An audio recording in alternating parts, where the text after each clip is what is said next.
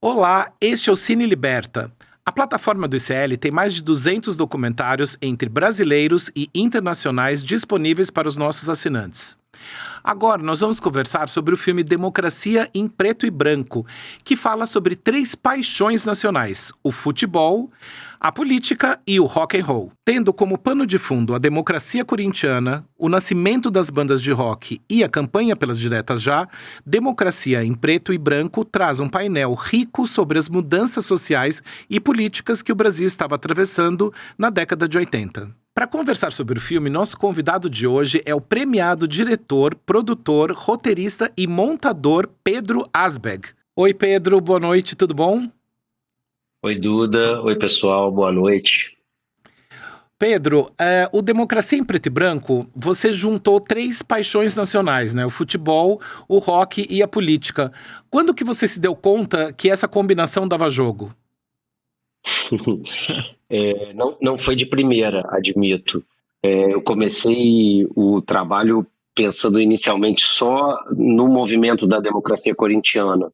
E a primeira rodada de entrevistas que eu fiz, ela foi realmente concentrada só naquele núcleo ali, Casagrande, Sócrates, Vladimir, Adilson, Juca, Washington, pessoas que estavam ali levando adiante, que construíram a democracia corintiana. E eu acho que por si só a democracia corintiana ela realmente é um feito incrível, né? É uma coisa que nunca tinha existido antes e nunca existiu depois no futebol brasileiro e nem fora do Brasil. Mas eu entendi também que ela estava acontecendo num momento muito peculiar da nossa história, né? A democracia corintiana ela existiu, se ela existisse hoje já seria um assombro, já seria uma coisa incrível, né? Um grupo de jogadores de futebol que decidem, que tomam várias decisões ali que normalmente vêm de cima para baixo, né? E eles horizontalizaram muitas escolhas, muitos caminhos. Mas entender que aquilo estava acontecendo durante uma ditadura militar, durante um período em que o Brasil lutava para exercer o direito ao voto e eles votavam regularmente pelas coisas mais simples, mesmo que muito relevantes, né? Eu falei, cara, eu preciso aprofundar essa história, eu preciso mostrar o contexto histórico da democracia, né? E aí fui entendendo que era importante falar de política e, ao mesmo tempo, falar que, de alguma forma, o rock brasileiro que estava nascendo ali naquele período também tinha a ver com esse processo de tentativa de liberdade, de fim da ditadura militar, de vontade de se expressar, assim como os jogadores estavam se expressando de uma forma, os músicos queriam se expressar também, falar chega de censura, né? Então, aos poucos eu fui entendendo que era importante juntar essas 3 coisas, mesmo que a espinha dorsal do filme seja ainda a democracia corintiana, mas ali eu entendi, cara, preciso falar sobre esses 3 assuntos e eles de alguma forma se conectam. Legal. E no filme, quem faz a narração é a Rita Lee, né? Que inclusive a gente homenageou ela aqui no nosso cenário.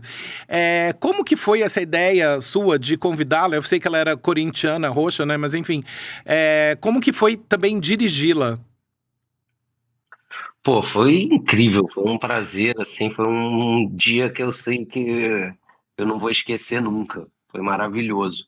A ideia veio de algumas maneiras, assim. Primeiro, por perceber que era um filme demasiadamente masculino, né? Diria que, se não todas, mas quase todas as entrevistas, mas acho que todas as entrevistas eram com homens, todas. Ali daquele núcleo do futebol, então nem se fala. E aí eu falei, cara, eu preciso ter uma outra perspectiva, ter uma voz feminina, né? E a Rita, ela, de novo, ela fazia essa conexão da música com o futebol, ela sendo corintiana, ela sendo, né, talvez a primeira roqueira do Brasil, né?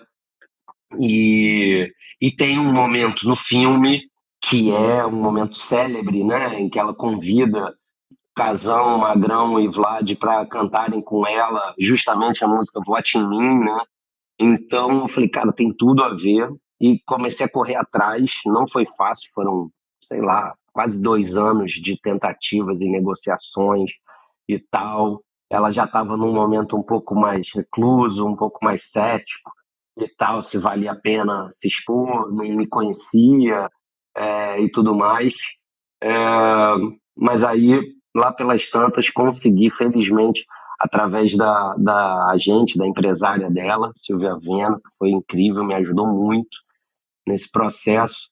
E aí tive a chance de passar um dia com a Rita na casa dela, um pouco fora de São Paulo, se eu não me engano, Granja Viana, alguma coisa assim, se eu não me engano. É. Mas bom, de qualquer forma. E foi maravilhoso. Foi maravilhoso comendo pastelzinho de queijo, conversando e dirigindo. E, né, é difícil também dirigir realmente a Rita. Estava ali para dar sugestões, caminhos e tal. Mas foi muito maneiro. Foi realmente um dia inesquecível para mim. E é um desses prazeres de fazer documentário, né? A chance que a gente tem de ir a lugares e de encontrar pessoas, né? Que normalmente talvez eu não tivesse a chance. Então, esse dia, esse encontro para mim foi muito importante. E acho que a participação da Rita foi determinante, assim, também para o filme, né?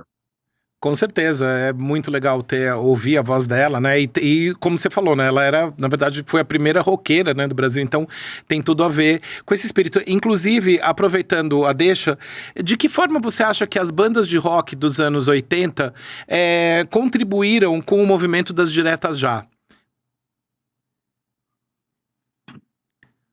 Olha, assim, eu não sei se tem exatamente um caminho tão direto entre as bandas de rock e a campanha das diretas. Óbvio que houve alguns músicos se engajaram mais que outros, né? Ali num momento em que ainda se manifestar era relativamente se expor ou até perigoso e tudo mais. Mas, assim, eu diria que principalmente era uma forma, assim, de dizer, olha, a gente quer ser livre, a gente quer ser livre de todas as maneiras, de todas as formas. Inclusive poder dizer o que a gente quiser nas nossas músicas. Chega de ter que escrever e mandar para Dona Solange e aí ela dizer o que que pode, o que que não pode, e aí, olha, voltou isso, vetaram e não sei o que lá. Então, era meio que mobilizar toda uma nova geração e tratar da importância de ser livre, mesmo que não necessariamente estivessem falando ali sobre o direito ao voto direto para presidente da República. Eu acho que era uma coisa um pouco maior, sabe? Sim. Uma das figuras centrais, acho que, do filme é o Sócrates, né? Que era uma figura muito peculiar, né? Com o nome de filósofo, formado em medicina, enfim, uma figura totalmente à parte do futebol brasileiro, né? Queria que você queria que você falasse um pouco como que foi o seu relacionamento com ele, como que foi, enfim, a gravação da entrevista, como que rolou essa relação com o Sócrates. Pô, eu concordo contigo. Sócrates é uma figura que vai muito além do futebol, por tudo que ele já representava antes, né, de se tornar um grande ídolo. Ele já era um cara muito diferente da média dos jogadores de futebol brasileiro, mas a partir de um determinado momento em que ele se engaja ali, né, politicamente e amplia a percepção social política dele, ele realmente se transforma numa pessoa assim muito fora da curva para os padrões do futebol brasileiro e mundial. E ele foi a primeira pessoa com quem eu conversei sobre o filme. Eu estava lendo um livro que era uma coleção da Folha, em que ele escrevia alguns capítulos e um outro jornalista que, infelizmente, eu não lembro o nome, não posso dar o crédito agora, desculpa, mas eles era um livro curtinho assim sobre a democracia corintiana e eu estava lendo e eu sabia que eu ia filmar em São Paulo alguns meses depois. E eu falei, cara, porra, não é possível que não exista um filme, um trabalho sobre a democracia corintiana. Isso é uma história maravilhosa, está meio esquecida. E aí eu corri atrás e consegui o e-mail do Sócrates. Na época, o primeiro contato foi por e-mail. Legal. Escrevi para ele, ele logo de largada falou assim, ó, não precisa me chamar de Sócrates não, tá? Me chama de Magrão e tal. E eu assim, cara, não tô acreditando que eu tô me comunicando com um ídolo, né? Assim, recebendo e-mail do Sócrates e tal. E aí eu expliquei para ele, eu falei, ó, tô querendo fazer isso aqui, você toparia dar uma entrevista? Ele falou, beleza, vem para cá, vem. Ele estava entre Campinas, São Paulo e Ribeirão. Ele não sabia exatamente onde ele ia estar. Ele falou assim: você me encontra e eu dou entrevista, tá tudo certo. E isso me ajudou muito a abrir as portas seguintes, porque eu sempre começava dizendo: ó, o Sócrates já topou. E com isso eu consegui, em uma semana, concentrar, sei lá, acho que 10, 12 entrevistas, consegui convencer a equipe que ia comigo filmar um outro trabalho em São Paulo a antecipar a viagem, cada um se virou onde podia, mas a gente já tinha passagem, já tinha equipamento, e a gente foi na pura raça, conseguiu fazer ali, e aí foi assim, foi um dia incrível, a gente acabou entrevistando o Zenon primeiro, em Campinas, e depois entrevistamos o Sócrates, e aí o Sócrates falou, pô, vamos sair para jantar, tem uma cantina aqui perto e tal. E foi uma noite maravilhosa, ficamos batendo papo e tal. E isso foi, sei lá, diria que agosto de 2010, julho talvez. Diria que não mais do que 2 meses depois ele foi internado pela primeira vez. E desde então ele ficou entrando e saindo do hospital até que em dezembro do ano seguinte ele faleceu. Então, além de tudo, ainda foi uma sorte ter conseguido conversar com ele ainda muito bem, muito inteiro, muito lúcido, muito saudável. Foi um dia inesquecível também, assim como o da Rita. E aproveitando a deixa, né, falando, já que a gente está falando do Sócrates, dessa questão dele ser extremamente politizado, hoje em dia eu tenho a impressão que os jogadores de futebol estão muito mais interessados em salários milionários e fama do que de fato em política, né? Então, eu queria saber se você concorda com isso e que momento você acha que o futebol se despolitizou? Olha, eu diria que infelizmente o futebol nunca se politizou. O futebol, inclusive, perdeu essa grande oportunidade, né? O futebol brasileiro, pelo menos, teve um exemplo impressionante de como é, a voz dos jogadores repercute, né? A gente, hoje em dia, então, nem se fala. Quantos seguidores o Neymar tem no Instagram? Quantos seguidores o Vini tem? Eu chuto que são, sei lá, 40, 50 milhões. Eu não tenho ideia, realmente. Não sigo nenhum dos dois, por acaso. Mas, bom, de qualquer forma, o que eu quero dizer é o seguinte: eu acho que, assim, os jogadores eles não percebem que eles têm uma voz, um alcance gigantesco. E foi isso que o Sócrates entendeu, que ele falou, cara, todas as entrevistas que eu dou chega para muita gente, qualquer declaração que eu dou, eu sou capitão da seleção brasileira, eu sou capitão de um dos times mais populares do Brasil, sabe? A segunda maior torcida do Brasil. Eu vou aproveitar isso aqui. E então eu acho que nunca houve essa percepção para além da democracia, com ocasionais exceções. Então, eu não acho que assim o futebol brasileiro tenha se despolitizado. Eu acho que ele nunca foi. Eu acho que a democracia corintiana é um oásis, na verdade, né? Dentro de um universo cada vez mais ilhado, cada vez mais isolado, numa bolha cada vez maior. Esses caras com, sei lá, 16, 17 anos já têm agente, já recebem salários milionários, porra, não tem o menor contato com a realidade. Então, E é uma pena, é um desperdício, porque poderiam fazer diferença, sabe? Poderiam fazer pequenos gestos, ações, e se manifestar politicamente, publicamente, e certamente alcançariam muitas pessoas e fariam muita diferença. Com certeza. E Pedro, eu sei que você trabalha muito como montador, inclusive você já trabalhou, editou filmes do Chaim Litevski, que já participou inclusive aqui do Cine Liberta. Inclusive eu sei também que você está editando atualmente a série sobre o Sócrates, inclusive que está sendo dirigida pelo Walter Salles, né? Eu queria saber de que forma essa sua experiência como montador te influencia quando você vai dirigir o seu próprio filme.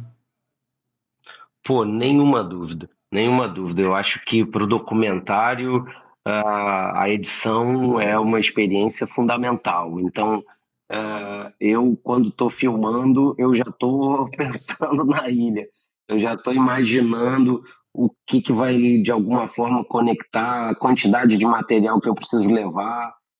Às vezes, durante uma entrevista, você vai ali ouvindo e fala assim: opa, beleza, uma frase que tem início, meio e fim, concatenou, perfeito. Isso aqui já estou cortando, eu já não consigo ver na ilha e acho que eu consegui chegar num equilíbrio bom, assim, de trabalho, ocasionalmente como diretor, ocasionalmente como editor. Então, eu acho que ambos me trazem experiências diferentes, mas elas são complementares e eu adoro as duas, apesar de na direção às vezes ser muito cansativo e muitas decisões a serem tomadas e às vezes você fala assim, peraí, deixa eu acalmar um pouquinho, deixa eu ficar só alguns meses só editando, sem me preocupar com tantas decisões, mas é legal também poder ter o seu ponto de vista da história, você ter ali a chance de, como diretor, ter uma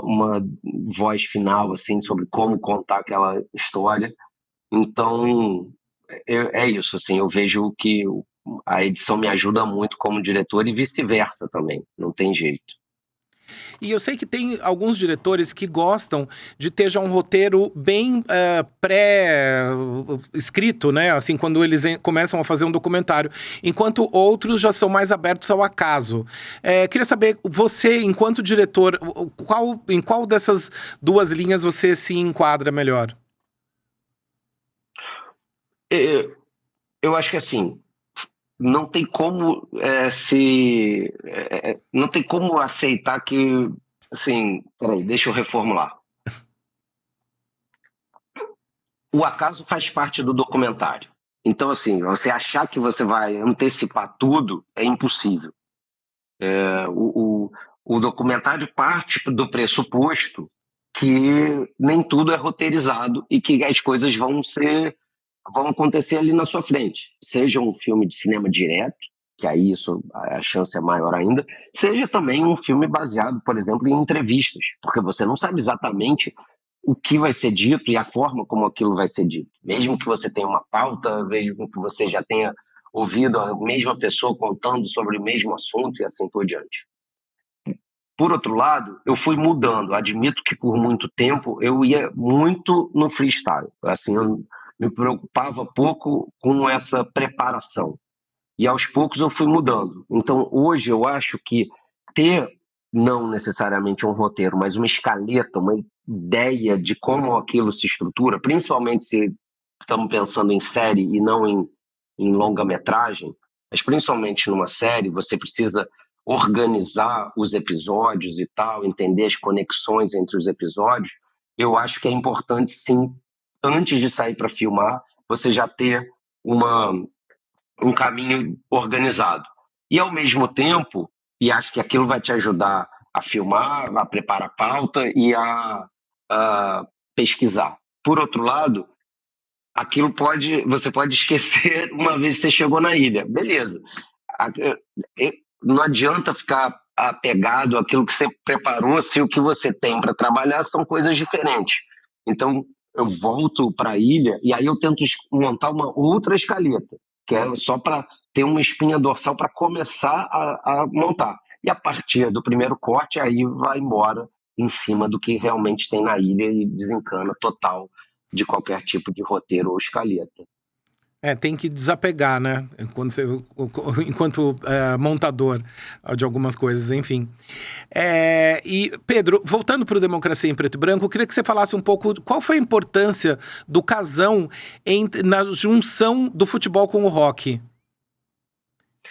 Eu acho que de todos os representantes ali da democracia corintiana, ele é o cara que mais se conecta, né, nesses dois universos. Ele sempre fala assim, pô, eu não sou aquele jogador de futebol padrão que gosta de samba e tal. Eu sempre gostei de rock e eu sempre fui essa figura cabeluda, com tatuagem, numa época em que isso também não era comum no futebol, e até na sociedade era muito menos comum, né? Ter uma tatuagem já era, assim, muitas vezes um espanto e tudo mais.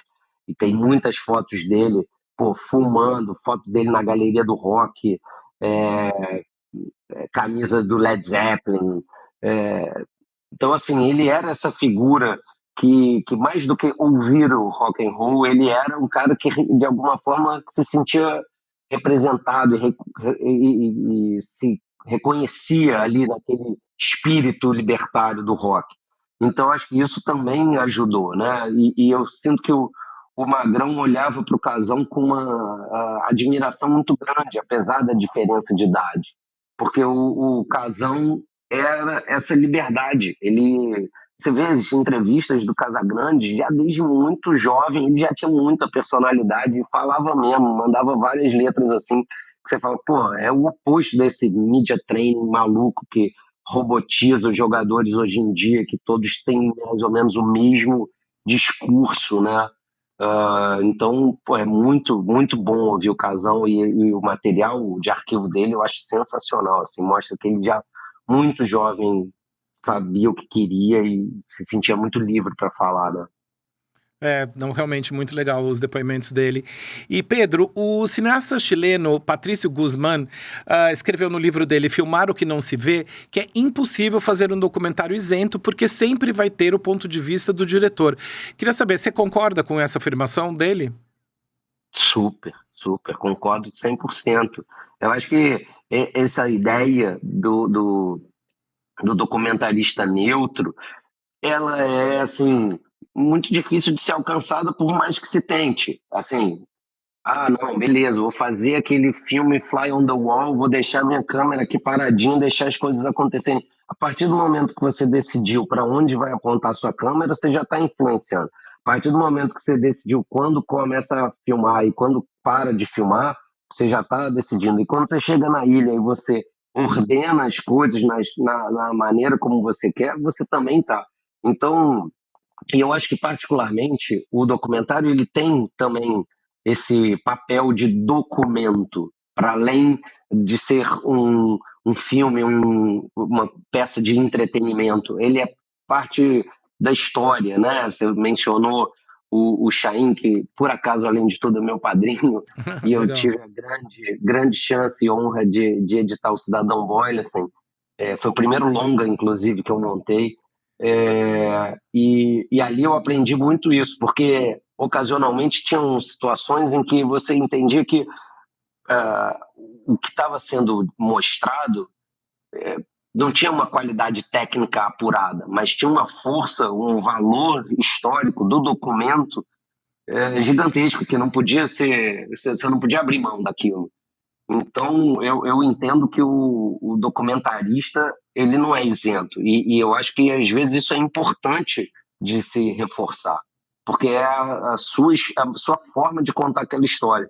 Tanto que, se forem feitos 10 filmes sobre a democracia corintiana, por acaso, com 10 diretores diferentes, felizmente, né, vão sair 10 filmes completamente diferentes, contando a mesma história, com muitas vezes com o mesmo material, mas são olhares diferentes e cada um vai botar o seu ponto de vista ali, né? Então eu concordo. E quem também sou eu para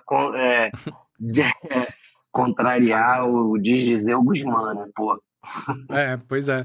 Não, eu queria só fazer um comentário que o Cidadão Boysen foi justamente o filme que a gente falou aqui no Cine Liberta, então, e tá disponível na plataforma do ICL. E, aliás, é um filme incrível também. Então, muito legal ter esses dois documentários que você, enfim, o que você editou e o que você dirigiu na plataforma, né?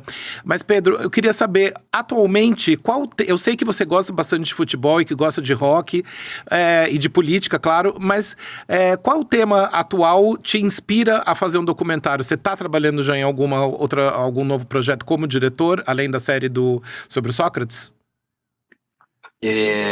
Não, eu estou desenvolvendo ideias, assim, tentando passar o chapéu e ver se alguém aceita. Mas é isso, assim, eu dirigi uma série chamada Lei da Selva, sobre o jogo do bicho no Rio de Janeiro, uma coprodução com o Canal Brasil, da Chroma Key. E ali eu entendi também que é isso, assim, sabe? Eu adoro futebol e acho que o futebol é muito rico para contar as histórias que estão ao redor dele, mas eu tenho muita vontade em falar sobre outros assuntos também. Inclusive, tenho tentado apresentar umas ideias para o próprio ICL, vamos ver se alguma emplaca. Mas sim, tem algumas ideias, alguns projetos que não envolvem futebol e estou torcendo para que eles sejam concretizados. Eu, em breve, possa estar aqui de novo falando sobre esses. Legal, Pedro. Bom, valeu. Muito obrigado pela sua entrevista, foi ótima. Boa sorte aí nos novos projetos. E, enfim, espero te receber de volta aqui, quem sabe com um desses novos projetos, quem sabe produzidos pelo ICL. Vamos ver. Então tá joia. Valeu. Obrigadão. Um abraço. Eu que agradeço, Duda. Valeu. Abração. Até mais. Valeu. Tchau. Até mais. Este foi o Cine Liberta, o nosso espaço para discutir e mergulhar fundo no universo dos documentários que estão disponíveis na plataforma do ICL. Até sexta que vem. Tchau! Fala pessoal, tudo bem? Leandro Demore aqui para dar uma notícia incrível. O ICL tem sua própria revista digital, a revista Liberta, um novo espaço de jornalismo profundo, crítico, com a nossa cara, feito para quem quer entender o Brasil e o mundo além da superfície. Na revista Liberta, você vai encontrar os maiores articulistas e colunistas com análise sobre política, cultura, atualidades e, claro, muito pensamento crítico. Esse vai ser o nosso espaço semanal de reflexão em profundidade. Faça agora mesmo a sua assinatura. Acesse icl.com.br/revista. E se você já é aluno ou aluna de algum curso do ICL, tem um benefício especial para fazer parte disso com a gente. Um desconto exclusivo para garantir a sua assinatura. Revista Liberta é o ICL em profundidade.